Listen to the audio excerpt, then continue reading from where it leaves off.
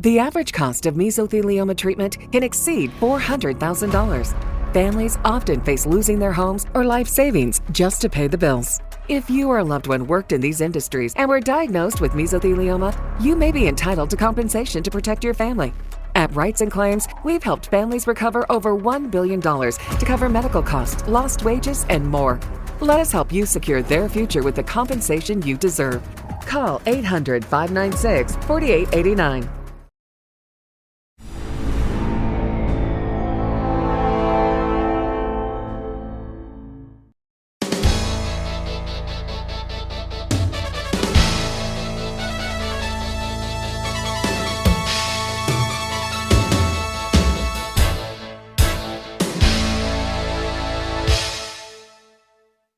Welcome to the Turnpike Sports Spotlight. Dave Weishuttle with you. For a person who's working in or interested in the gambling industry, one of the most important conferences you can attend is the East Coast Gaming Congress. It's being held on April 15th and 16th at the Hard Rock Hotel and Casino in Atlantic City, New Jersey. With us today, we have one of the organizers of this great event. Lloyd Levenson is an attorney and chief executive officer of the law firm of Cooper Levenson and is one of the most well-known gaming lawyers in this country. And we are lucky to have Lloyd Levenson on the phone with us right now. Lloyd, thanks for joining us. No, looking forward to it. It's been many years that I've done this call, and I look forward to it all the time. Oh, it's always fun for us too because it's such a great event. And you know, for those of us who work in the gaming industry, the East Coast Gaming Congress is one of the most important conferences you can attend all year. But for those who don't work in the gaming industry, and for the listeners who aren't familiar with the conference, what is the East Coast Gaming Congress? Well, it's the oldest, actually, Congress in the country. This is our 28th year, and we highlight not only different CEOs from around the country who each get a time period to talk about trends in the industry, but we have groups in the industry that talk in a roundtable about different issues that face the gaming industry and where we're headed next year and beyond. So for anybody who has the least bit of interest in the industry, it's relatively inexpensive compared to other conferences around the country. And it has, if I can say this immodestly, that it's the best. We don't have a lot of what they have at a trade show. So you walk around and you can get saltwater taffy or balls that you can squeeze to exercise with the name of the company. But what we do have is probably the finest group of speakers in any conference in the country. You know, you said it, and I was preparing for this interview, and I saw it, and it was like 28th year. Is that right? I mean, it's absolutely an amazing streak that you have going here. I mean, did you think it would last this long and evolve into one of the most important conferences for the gaming industry? And can I add the most fun gaming conference that you can attend? No, I never thought it would last this long. I was worried that we'd get to the second year after the first year because Mike Pollock and I founded this conference 28 plus years ago, and we had to beg people to come and speak.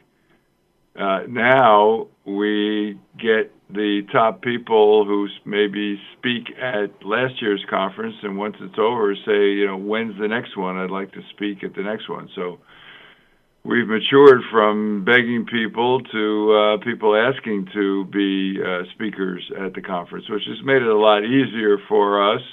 And to answer your question directly, no, we were worried the first couple, 2, 3, 4 years, but then it took a life of its own, and it's been great now for the last few years to be at Hard Rock, and people like it there, and we're looking forward to another great conference. Over those 28 years, the gaming industry has evolved into something really amazing in the U.S. and all over the world. I mean, 28 years ago, we weren't talking about iGaming or the emergence of sports betting and esports and that things that just occurred. I mean, the country of Brazil just launched their gaming industry in January. I mean, in your experience doing this conference over the last 28 years and working in the gaming industry, what were some of the big events that transformed the gaming industry what it is today? Well, you hit it right, the nail right on the head. We had, and we still have, great brick and mortar gaming, meaning the casinos where you go in and you play and enjoy yourself and have entertainment and great food. But what actually transformed the industry was back in 2013 when New Jersey embarked upon internet wagering, where you can go on the internet and play games. In addition to sitting down at a table or be at a slot machine inside a casino. That internet gaming, casino gaming on the internet, was then further transformed in 2018 when the Supreme Court of the United States issued a decision that enabled sports wagering to be legal outside of Nevada, in addition to being in Nevada, and that has remarkably changed the landscape in gaming. I think there's close to, if not up to, 40 states of the 50 that have sports wagering. There's only 7 that have iGaming. And what's interesting is sports wagering, it does well, and people love it. But it only earns for the state in taxes about maybe 1/3 of what iGaming can earn for a state. And so, but unfortunately, there's only 7 states thus far that have embarked upon iGaming. That's going to grow because it makes so much money, and it's a convenience to people who cannot get to a casino and still want to gamble legally. They can do that in I may miss a couple, but they can do that in New Jersey, Pennsylvania, Michigan, West Virginia, Connecticut. I know I'm missing a couple, but in Delaware. Yeah. In Nevada, poker, but you play all these games on the internet, including what is extremely popular is live gaming on the internet. Yeah, led by a company named Evolution, which started it in New Jersey about around 2018, and you can actually gamble with a live dealer on the internet. And for people who like to actually see the operation that they're gambling with, that is a great alternative. Yeah, and, live dealers are incredibly fun, and Evolution is doing a job with that. Yeah, and they're live in all those states, with studios that actually look like casinos, unless you walk into it and you see there's only dealers. There's no players, there's no chips, there's no money, and you can chat with the dealer, and people love it. And they also not only have traditional casino games, but they have specialized games that they have invented. They have a fellow named Tom.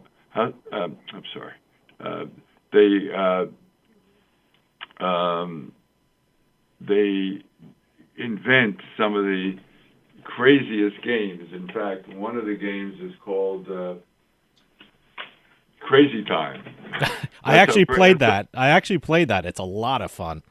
Yeah, Todd Haushalter is really the inventor of many of these games, and does a great job. Every time he invents a game, I say, well, why didn't I think of that? Same thing I think of when I go through Easy Pass. You know, Yeah. Why didn't I think of that? Or even windshield wipers that have the delay. Yeah. I think of it after I see it. Sure. So that's the kind of inventor I am. But anyway, we have a great lineup. We have about probably 10 top CEOs, including Bill Miller, who's the head of the American Gaming Association. And for the first time, we have, in these 28 years, we actually have the chief executive officer of MGM, who now is Bill Hornbuckle, and we're excited that he's going to lead off on the 15th with a keynote address. So for anybody who's the least bit interested, it's a fun event. There's a lot of networking going on. There's a great cocktail party on the first night that people just love to come, and they hang around. And so and Jim Allen is receiving the Lifetime Achievement Award. We've only given out 5 of those in our 28 years because we try to save it for people that we really think deserve it, and he's getting that award. And at the luncheon, and also speaking, last but certainly not least, is our Governor Phil Murphy. Oh, great. Is speaking at lunch. He's a governor that has been to Atlantic City to assist Atlantic City in the last 7+ years, more than any prior governor, and we welcome him probably for the 4th time to speak at our conference. You mentioned Atlantic City, and you also have an update from New Jersey Casino Control Commission and James Plosis. He's a great speaker. He was on this show a while back, and you're from Cooper Levenson, which is the premier gaming law firm in New Jersey and in the country. So I'm curious, how do you see the health of casinos in Atlantic City? I know New Jersey is still holding its breath on the impact what will come from New York City area casinos. So there's some challenging times ahead for the Garden State. I just want to get your take on the general health of the casino industry in New Jersey. Well, if you have a business like a casino, as an example, and you have competition everywhere, it used to be when we started, Nevada was our only competition, and then it grew from some riverboat states. But now you can't find a state in the Northeast area that doesn't have gaming. So and now with the potential for casinos downstate, New York City and locations close to New York City, it's a challenge. And what's amazing to me is that with all these challenges and competition, we're still alive and well. And so, certainly internet gaming and sports wagering has helped, but it's helped everybody, around the country. But everybody's still alive and making money. Whether that's going to exist, 5 years from now, we don't know, but that's the kind of discussions that will go on at the East Coast Gaming Congress. Absolutely. You actually have a panel on that. It's entitled Downstate Gaming in New York, Creating New Landscape in the Eastern U.S. I mean, how do you see the gaming market in the eastern part of the U.S. evolving and changing? I mean, we have New York City on the horizon. Certainly Atlantic City is still a premier spot on the East Coast for gambling. Pennsylvania has a thriving and growing gambling industry. And it's going to be very fascinating what this panel says. Where do you see, how is the eastern part of the U.S. evolving and changing in terms of gaming? Well, there's so many manufacturers out there of gaming equipment, both slot machines, table games, and the like.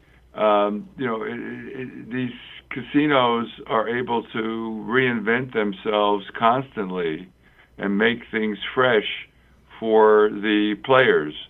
So I see. I see it continuing. People like to gamble. I mean, that's the nature of the beast. So that's not going anywhere. And the easier that we make gaming on the internet and sports through the legal and regulatory structure, the more and more that there'll be fewer people gambling, with online with companies that are not legally involved in the industry. So the more business we can steal from those companies, offshore companies, the better off these casinos will be, both on the internet and sports and even traditional brick and mortar gaming, because the less that they can use those illegal offshore companies, the better it's going to be for our legal industry and regulated industry in the United States. Certainly technology is at the core of the modern gaming industry in this country and around the world. I mean, I just did an interview about fintech in the gambling industry. That's another panel discussion you're having the very first day of the Congress. I mean, that's entitled Critical Trends in Gaming Payments. That is such an important topic for anyone in the gaming business, and this aspect of the industry is constantly evolving. How important is technology to the gaming industry, and where do you see this technology headed in the industry? Well, we began with technology, and we thrive on improvements to technology.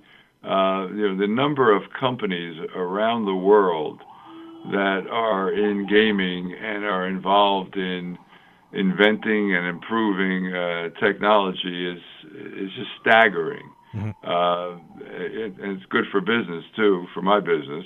But it's staggering the amount of operators, suppliers, and that are in the gaming industry. That panel that you mentioned is being hosted actually by Omer Sattar, who is the co-founder and CEO of Sightline Payments, which is a company right at the forefront of that area of gaming payments. There's no smarter person in the industry with regard to payments than Omer, and he will explain how everybody's got to get together. There's KYC, which is Know Your Customer, geolocation, which is making sure that the players are where the players have to be from a regulatory perspective, and there's payments and how to get the money through the process. And so I can't recommend more that if you're on the fence about joining us on April 15th or 16th, look at the lineup that we have, and you'll get in 1.5 days, you'll really become a quasi-expert in the gaming industry. One panel that you're having that I think is very interesting to me is the iGaming, iLottery panel that you're having on the first day. It seems like lottery and iLottery is an incredible market in the gaming industry. I mean, I can tell you some of the biggest advertisers on this radio show are iLotteries and state lotteries, and that wasn't true when we started in 2007. The title of the panel is very interesting as well. It's entitled Lotteries, Casinos, Frenemies, or Friends. I mean, that's such an interesting way to pose that question. How does the lottery fit in with regard to the iGaming markets and the gaming markets in this country? Well, if you want to buy a lottery ticket in many states, you have to get off your rear end and go down to your local 7-Eleven or whatever and buy lottery tickets. That's the way it has been. Now, in many states, you can stay in your seat and buy lottery tickets 2 different ways in various states. One way is that you can go online and buy a lottery ticket the same way that you can go online and gamble in the places where it's legal. In other places, you can go through a courier, where there are courier services that are popping up around the country. New York and New Jersey are 2 of those places where you have the ability to open an account and put some money in the account with your credit card.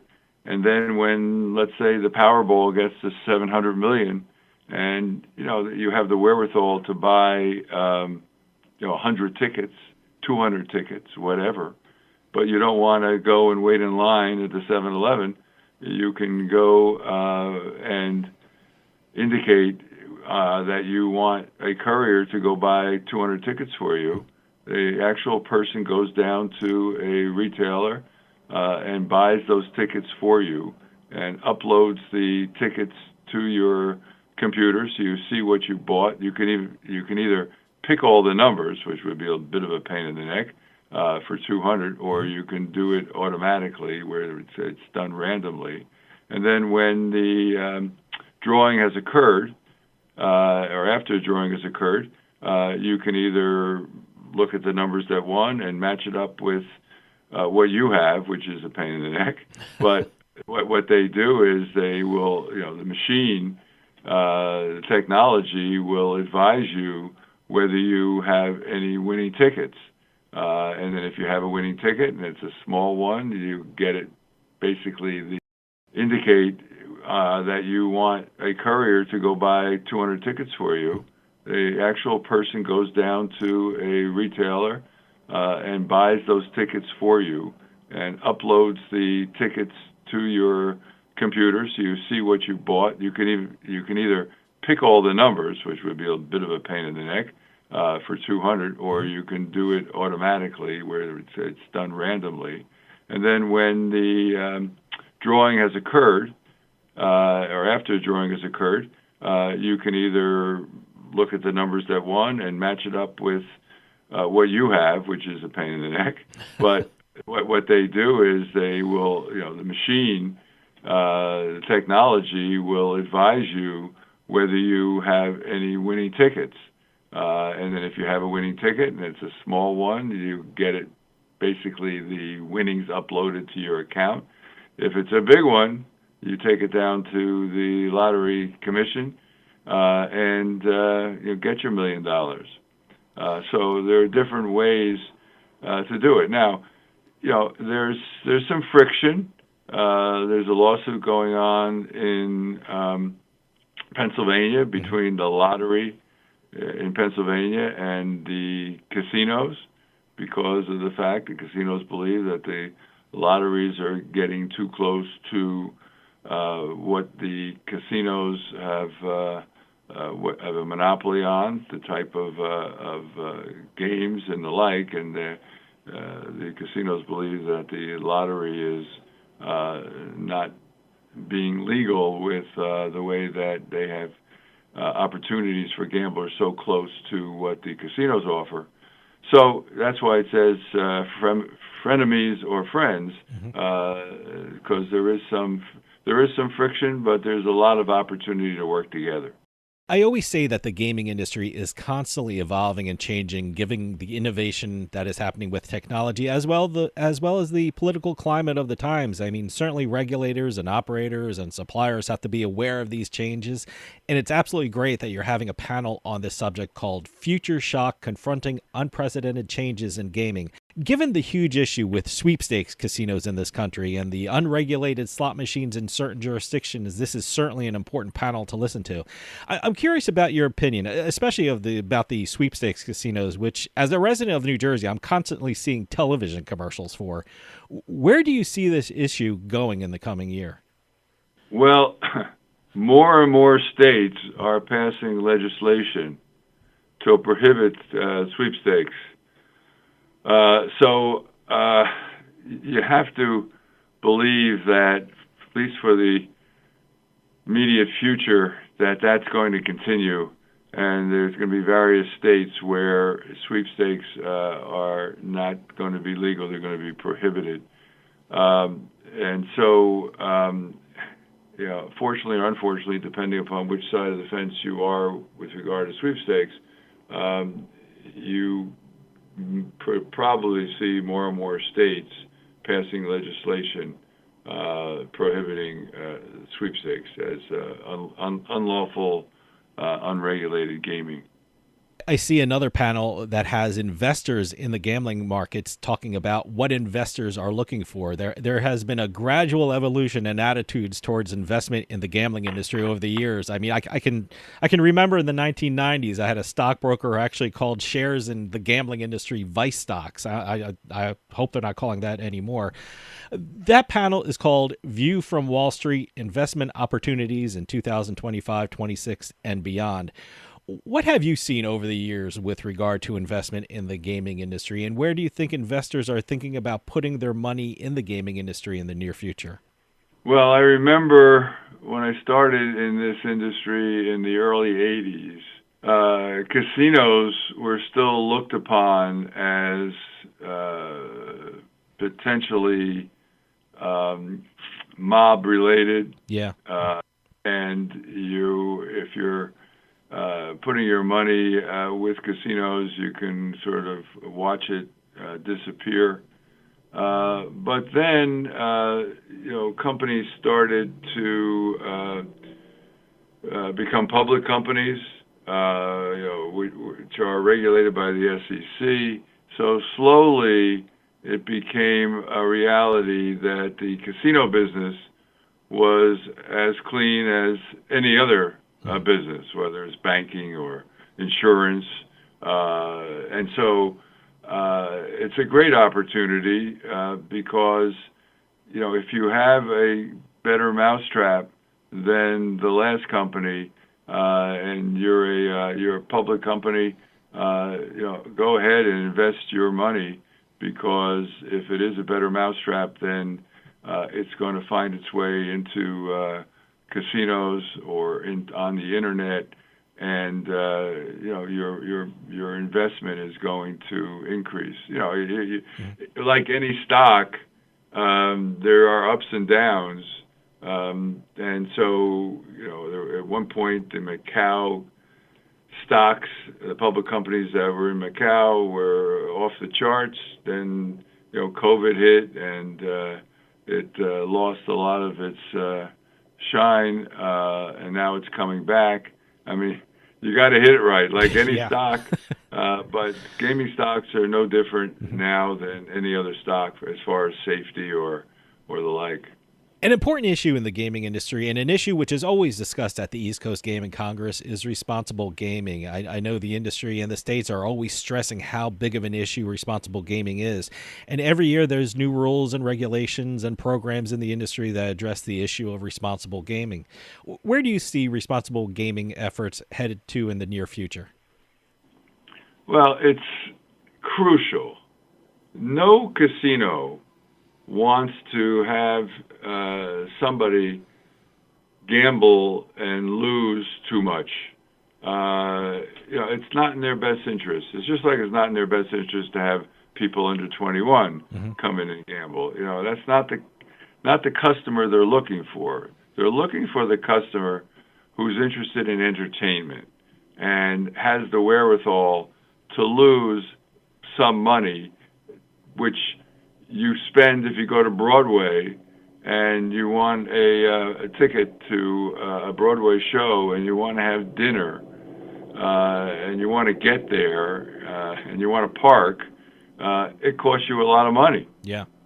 Well, you can have a night out at a casino, lose $400 or $500, still taking a show and dinner or whatever, and you're even with the Broadway entertainment. It's just a different kind of entertainment. But responsible gaming is crucial. For example, in New Jersey, the Division of Gaming Enforcement has a woman, Jamie McKelvey, a Deputy Attorney General, whose almost sole responsibilities has to do with responsible gaming. Go back 20 years. We had nothing like that. And so the industry recognizes how essential it is. Certainly the regulatory bodies recognize that. And the casinos, as I said, are not interested in people losing too much, because it gives a black eye to the casinos, gives a black eye to the industry. and it awakens legislators who see that and maybe think of putting more constraints on the industry. Lloyd, we're running out of time, but remind the audience again when and where the East Coast Gaming Congress will be held. What's the website for the event, and how can people register for the event? Well, the event is April 15th, starting in the afternoon, going on to all day on the 16th. It's at the Hard Rock Hotel and Casino in Atlantic City, which, if you haven't been there, it used to be the Taj Mahal. Yep. But the Seminole Hard Rock Group under Jim Allen came in, spent a lot of money, and made it beautiful and new. And you can go on our website, which is www.ecgc.us, and look at the lineup. And we're hoping people, if you haven't tried it, try it once. I guarantee if you try it once, you'll come back. Lloyd Levenson, CEO of the law firm of Cooper Levenson and organizer of the East Coast Gaming Congress, which is being held on April 15th and 16th at the Hard Rock Hotel and Casino in Atlantic City, New Jersey. Thanks for joining us and telling us all about the event. This is the conference I look forward to attending every year. Thanks for your time today, and I'll see you down there. No problem. Looking forward to seeing you, Dave. That'll do it for us this week. We'll see you next time on the Turnpike.